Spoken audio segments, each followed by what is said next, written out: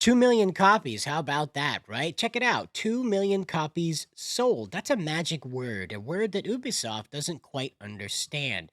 You see, 2 million copies sold means that somebody gave them money for a copy of this product. But wouldn't you know, it doesn't quite seem that way for Ubisoft when they tell us that they have players engaged versus 2 million copies sold.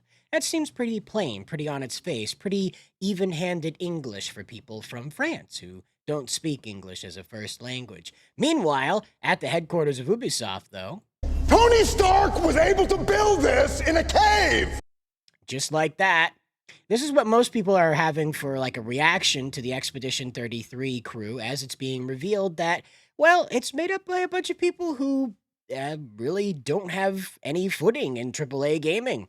They're just a bunch of people who were passionate about their work and, well, they managed to produce these amazing background songs along with the art direction and writing, by the way, okay? Little did you know, the lead writer for Clair Obscur Expedition 33. I'm just going to call it Expedition 33. I'm not France. I'm not France. I'm not French. Whatever. Expedition 33, okay? These people involved with this game, the fellow that put this song, this soundtrack together, okay? SoundCloud never had tried any video games before, just been making cool music that the team liked, approached him, and he said, okay, let's go. But here you have it. Every area has multiple background songs.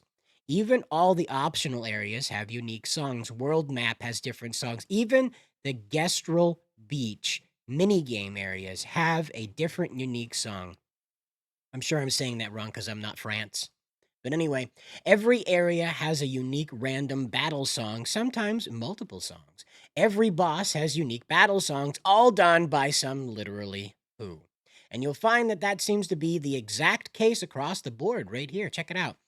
In the long-running contest for mankind's survival, a decision falls upon the individual to make a choice that will mark the rest of their lives. Become a subscriber or remain a lurker. We have details on Expedition 33. The director thought up the idea while he was bored at Ubisoft, okay? As seems to be the case for a lot of people. Now, the lead writer was found on Reddit. She initially auditioned for this speaking role, voice acting role, if you will, within the game during the COVID lockdowns back in 2020. It was just a guy asking if people would show up and do some free voice acting for him. And they just wanted to try it because they were locked in. And guess what? This person who auditioned to be a character, a voice actor for the game, ended up becoming the lead writer. Okay. And then the composer, like I said, was from SoundCloud. And most of the most of the devs involved with this, the team of 30 people, of those, most of them were junior devs. Now you remember, Ubisoft told us that they had half the team working on Assassin's Creed Shadows being totally new to making video games. They never made a game before.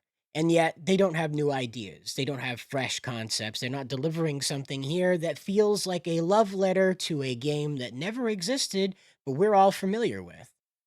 Because again, it takes the best parts of the JRPG Final Fantasy and merges it with a romanticized viewpoint of it, which actually ends up squaring the circle as far as the game is concerned. So we'll get into this a little bit deeper here. And this is an article from the BBC. Feel however you like about that, but I just figured I'd go to the source on this stuff and instead of trying to find some other site. Anyway, you got to click out of me, BBC. You got to click out of me. All right, run it right up to Keir Starmer if you want. But so here it is. They were bored at their job, wanting to do something different. And so, working for the French gaming giant Ubisoft at the time, he had the idea for his own project, a role-playing game inspired by one of his his childhood favorites rather, the classic Japanese series Final Fantasy. 5 years later, this game becomes a sensation. 5 years, Ubisoft, you listen to that? 5. 5 years, not 10, not 8, okay? They ended up securing funding from... Boy, I just completely lost my my Kepler Interactive. That's who got behind them, was Kepler Interactive, a publisher. So, guys, what I want to stress in all of this is very cool that these people just kind of came together and put this together. You can do it too. You out there in YouTube land that have ideas that want to combine game concepts that maybe doesn't have like a really firm grasp on how that goes, you can attract people to you just by asking. It's that simple. Some people just want to do stuff, and who knows, maybe they want to stay on through the whole project and become something integral to the outcome, integral to the product at the end of that project. Who knows? Maybe they become your best friend or someone you never speak to again. Who knows? But that is worth the ride. So I believe in you out there. You who want to make this game, who want to make a game that you've been following for a long time, being very passionate about, creating new things for this world. Because look what happened with Expedition 33.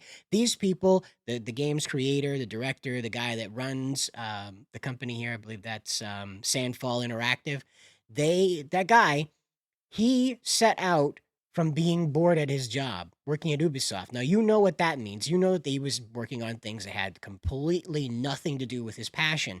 Most likely just a bunch of training stuff and letting him know about the culture of whatever and whatnot and how they're going to change the weather all the time. It's be so cool to walk around in the snow and then in the mud and then in the snow again and then in the mud and in the snow again. It's be great. Be great, guys. Triple A, quadruple A. 5A. I don't know what 5 is. Cinco A. I don't know what that is. Anyway, this guy comes out of nowhere and he says, I believe it's Guillaume. I think I've said that right. Guillaume, maybe? Guillaume, maybe? I'm not sure. I'm not France. Anyway, this guy comes out and he's like, hey, by the way, I just need some help. I want you guys to record some stuff for free for a demo. And they did. They did. So you can do that. Even Reddit, a place that's not notoriously conductive to the human experience, not notoriously helpful to the human experience, feel free to go over there and check it out. And please lean into this stuff. Lean into the identity of being a game creator. You deserve it. You really do. You're passionate about this. Guillaume demonstrates that it's possible to go out into the world and just do this. In 5 years, he brought a startup company, zero, nothing, just a bunch of ideas he came up with while he was bored at Ubisoft, and boom, selling 2 million copies of a French-based Final Fantasy-styled turn-based action-adventure game. Well, turn-based, yeah, it's action-adventure. Yeah, RPG. And again, it's not that hard. He didn't reinvent the wheel. He simply applied his passion and found people equally as passionate about what they could contribute. Think about it, guys. We're not an island out there. And more importantly, this stuff is so possible right now because of all the technology that makes development so much easier than it was even 5 years ago. Consider it, guys. Get out there in the world, try something new, follow in the spirit of these guys, and by all means, eat Ubisoft's lunch. Good luck out there, guys.